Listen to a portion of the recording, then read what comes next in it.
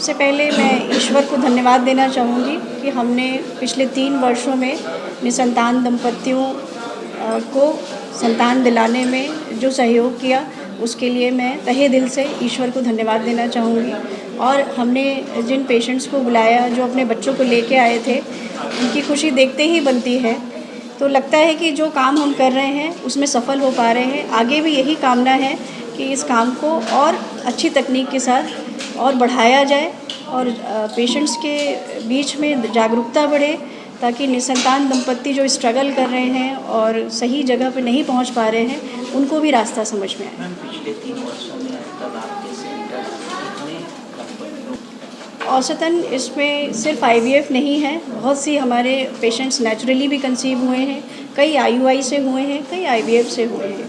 अगर on an average देखूं तो हर साल कम से कम 600 से 700 महिलाओं को संतान प्राप्ति हो जाती है। देखिए, हम अपने समय समय पर अवेयरनेस कैंप्स भी करते हैं आसपास के ज़िलों में, चाहे जौनपुर, मिर्ज़ापुर, गाज़ीपुर, भदोई, भभुआ, सोनभद्र, इन ज़िलों में हम जाते रहते हैं और वहाँ अवेयरनेस कैंप्स होते हैं ताकि पेशेंट को जागरूक भी कर सके निसंतानता के बारे में, और जो फैसिलिटीज़ हमारे सेंटर पे अवेलेबल है उसको हम कम दरों में उन पेशेंट्स तक पहुंचा सकें जो इसके बारे में अभी तक नहीं सोच पाए हों। देखिए, कारण बहुत से हैं और हर एज ग्रुप में अलग कारण हैं।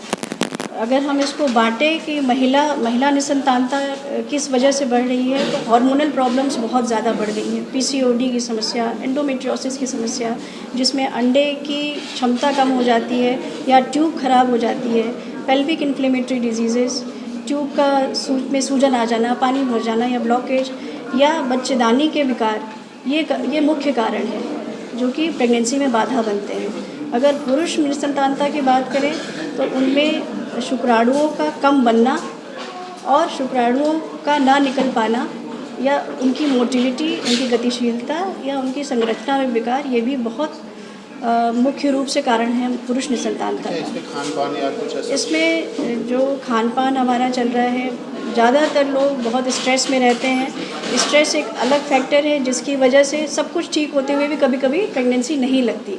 तो हमें अपने स्ट्रेस लेवल को मिनिमम रखना है, संतुलित आहार लेना है, 8 से 10 गिलास पानी डेली पीना है और रात में 8 से 10 घंटे की प्रॉपर नींद लेनी है। एडिक्शन या कोई भी नशा या धूम्रपान, इन सब का सेवन नहीं करना है, क्योंकि इससे भी शुक्राणुओं की हेल्थ पे असर पड़ता है। ऐसे बहुत से केसेस हैं, कहूँगी एक ही नहीं है, बट अगर डिस्कस करना चाहते हैं तो एक पुरुष निसंतानता का केस था जिसमें एज़ोस्पर्मिया एक ऐसी कंडीशन है जिसमें कि शुक्राणु नील होते हैं। जब हम इजैकुलेटेड सीमेन को देखते हैं तो उसमें कोई शुक्राणु नहीं होता है। ऐसी कंडीशन में हम फिर टेस्ट कराते हैं कि शुक्राणु बन रहे हैं अंदर या टेस्टिस में भी प्रोडक्शन नहीं हो रहा है। ये जो पेशेंट पर्टिकुलर जिनकी मैं बात कर रही हूँ, इनका शुक्राणु बन रहा था परंतु ब्लॉकेज होने की वजह से निकल नहीं पा रहा था। इसको हम ऑब्स्ट्रक्टिव एज़ोस्पर्मिया कहते हैं।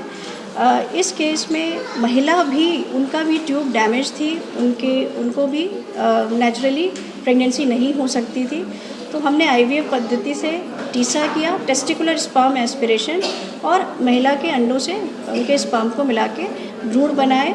उसके बाद लैप्रोस्कोपी द्वारा महिला के ट्यूब को सही किया, फिर तत्पश्चात हमने फ्रोजन एम्ब्रियो ट्रांसफ़र किया। आज उनके 2 बच्चे हैं।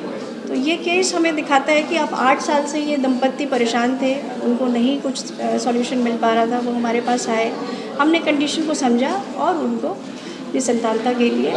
देखिए, भविष्य में हमारी यही योजनाएं हैं कि हम चाहते हैं कि जो ग्रामीण परिवेश है, जहाँ तक अभी ये फैसिलिटी नहीं पहुँच पा रही है IVF की, उस जगह हम पहुँच सकें, मतलब जन जन तक पहुँच सके और उनको कम दरों में ये अत्याधुनिक टेक्निक हम अवेलेबल करा सकें। मैडम, स्पर्म फ्रीजिंग का क्या सिस्टम है, क्यों किया जाता है? सीमेन फ्रीजिंग के कई कॉजेज़ हो सकते हैं।